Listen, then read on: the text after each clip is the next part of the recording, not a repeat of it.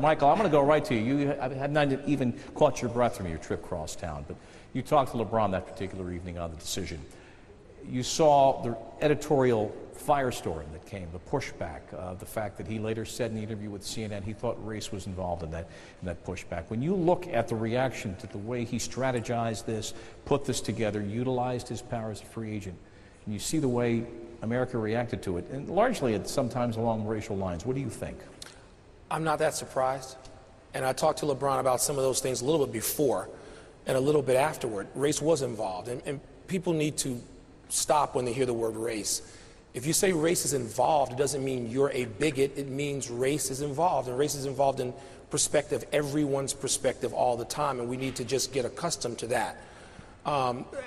Clearly, I think LeBron made some miscalculations. I think he's sort of making one now. LeBron is not a villain, and villainy can sell. It can sell a lot. You can use that as part of your branding. I mean, the Bad Boy Pistons, among other teams, did that very successfully. But LeBron, I think I know reasonably well for a person in the media. He's a nice guy. He's not perceived as such now. Well, but that's some of his own doing, but it still doesn't mean he's a bad guy. So in other words, the sum total of his work is undermined completely because people didn't like the decision. I can understand pushing back on the decision. Did they not like the personality involved, just the way it was staged? It was on this network. We came under a fair amount of criticism. All the above. But an African-American athlete saying, I've got leverage and I'm getting together with Bosch and Wade and I'm going to use it. And that's the part that people don't like. And athletes have done this forever. John Elway, one of the most popular players in the history of professional football, did this. Eli Manning did this. I mean, LeBron James is not the first athlete to say, I want to control what I do, control my movements, control where I live, control where I work professionally. Athletes has done this since the beginning of time. But when LeBron did it in concert with two other African-American athletes, then there became, wait a minute, why are these guys now trying to run their lives? Because they can, because they have a leverage that they can do. Yeah. Well,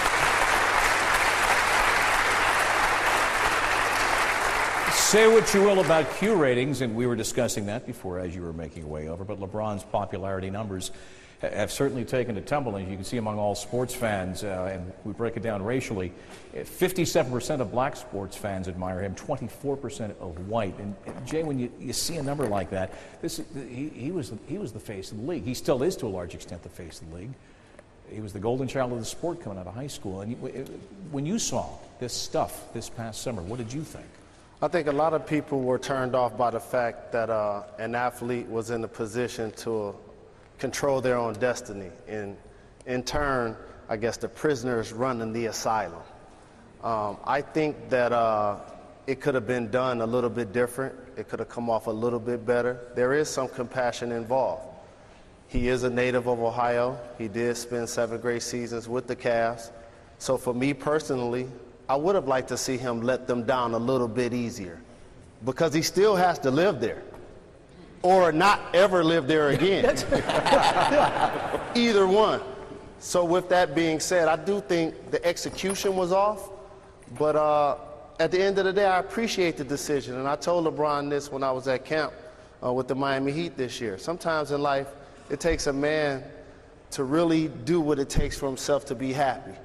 And if you want to go by everybody else's expectation, then it's okay to fall under that. But let's be real here. He was a 2-time MVP. And had he stayed a member of the Cleveland Cavaliers, we'd always still say, he never be Michael. He never be Kobe. Why? Because we base it all off championships now. So he eliminated that, because he says, you know what, I may not get 6 like Michael, but I'm going to sign up with Wade, I'm going to sign up with Bosch, Pat Riley's running the team, I'm going to get 1. I bet you that. And then he'll just build off of that. So I think he, at the end of the day, controlled his own destiny, and that turned a lot of people off. Right, and you're right, and Michael said it too. It was more of the manner in which he had done it.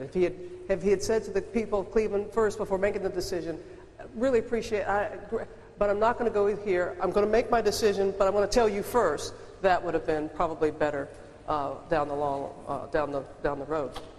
Let me ask you this, because Dan Gilbert, the owner of the Cavs, he had some well, let me let Jesse Jackson. He was on outside the lines. Let me let him do my talking for me. This is Jesse Jackson talking about. Well, here's a young man who honed his skills. He used the marketing that the teams use to get value and chose the team of his choice in free agency. LeBron decided that he, along with D. Wade, would do a different kind of deal, and the owner of the team compared LeBron James to Benedict Arnold, the betrayer. He said, "We'll turn the fans against you." He really endangered his life. Spike, let me ask you this. I couldn't hear what he said. You couldn't hear what he was saying? He was saying what you were thinking.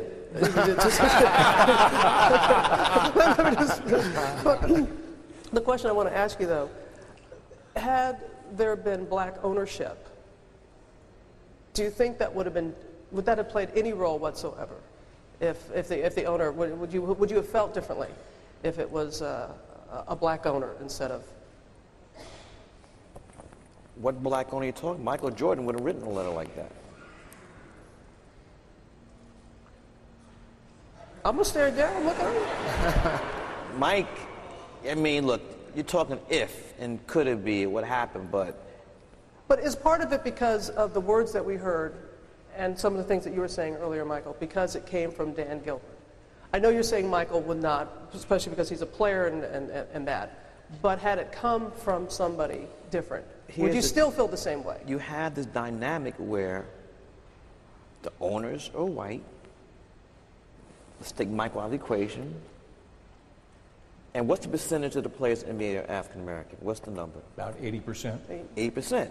So, owners are white, the players are black.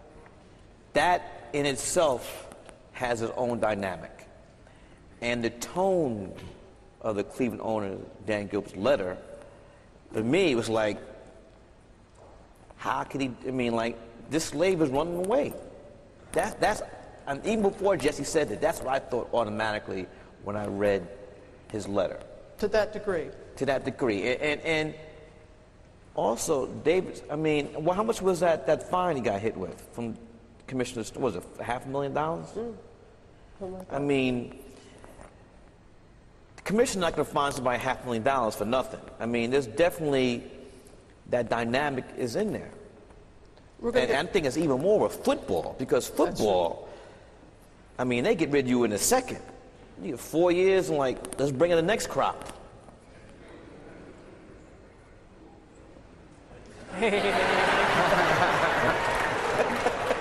I love me some Spike Lee. We're going to get to we go back a long way. What'd I say? Nothing. No, you have always spoken your mind. We're going to get to you in just a minute, Shannon. But Marion, just weigh in on this. Well, I think a lot of it comes down to money.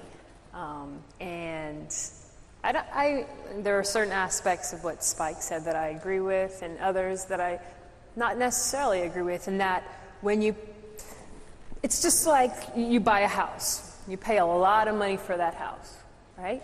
And if somebody, the IRS, whomever, tries to come and take your house, it's a problem because you have paid money for that house. Mm-hmm.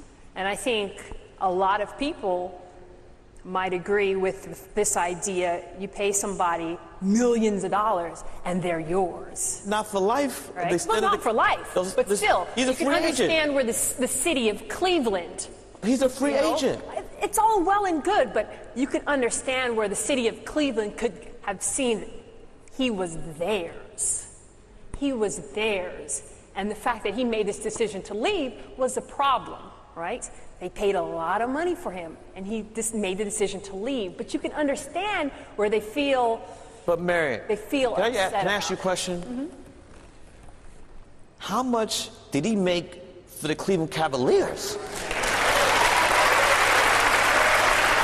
If they're paying him that money, they're not going to pay LeBron that money, not knowing how much they're going to make. But I'm not saying it's so right. Wait a minute. I'm not saying it's right by the city of Cleveland being so upset. And the franchise went whoop the minute he left. Mm-hmm. Mm-hmm. Can I just add into this? The sad thing in all this was how it was presented is probably what everybody's mad at. And that he left. I've left sometimes not voluntarily. They sent me out of New Jersey. Bye. But when you leave, people are angry. It's what it's about. But if you know LeBron, he's the most loyal person I've ever seen in my life. To his friends, he will stand in front of the bus for his friends. And so this has gotten away from that he is a good guy. He is a terrific basketball player. He is like the best. But this, I think, will pass too in time.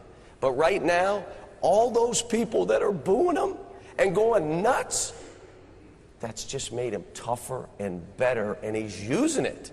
Just like you get attacked, you use it. Bring it. Let's go. And so I'm looking at this saying, I wish he wouldn't have presented it the way he did, because I love him to death. But at the end of the day, he is a great guy who cares about his people, cares about his family, and he's a good man. He did what he thought was best for him. Michael, will winning fix LeBron's image this year, next year? Does winning fix this? By June. That's all it takes. We don't have any principles when it comes to sports. We care about who wins. And Tony, on our show on PTI, Tony made fun of me because I said LeBron's image would be fine by Halloween if they'd gone into Boston and beaten the Celtics in the opener. And I was exaggerating the point, but whose quote was it? And you guys remember, it's the deodorant that covers all stink. Whose line was that? I mean, that's what winning is. And yes, LeBron's image will be fine, and that's why. Not outside of Cleveland, though. Ohio, he forgets. Okay, Ohio. but he's done in Ohio. Right. Yeah. Again, that's his choosing, and life goes on. But we've seen Bill Buckner just got a job in Massachusetts, didn't he? I mean, time also heals these things, but certainly winning does. We're beyond. But that was '86, though. But we thought never. I know as an observer of that spike. You said overnight, '86. He had to move to Des Moines, Iowa. They were beating up his kids. But I think LeBron will be fine if Miami continues to win. Anybody disagree with me? I mean, you know, and basketball even more so than any other sport, because there's no helmet. You're not obscured. Everybody sees your face and your reactions, and they know who you are and what you feel. And what I see from LeBron right now is he's trying to embrace this villain role, and it's just not. This is not him. And he's not a villain everywhere. And he's not going to be a villain when people see him put up triple doubles in the playoffs. He's not going to be a villain then either. Mm-hmm. Let's get the reaction with Shannon. What are people saying online? It sparked a lot of debate here in our ESPN.com chat. I've got Parminder with this comment.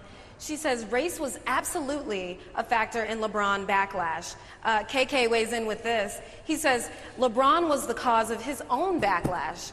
He is his own best friend and worst enemy. And then Ben with this comment, race was not involved. He just left the Cavs the wrong way. So that's what we've got.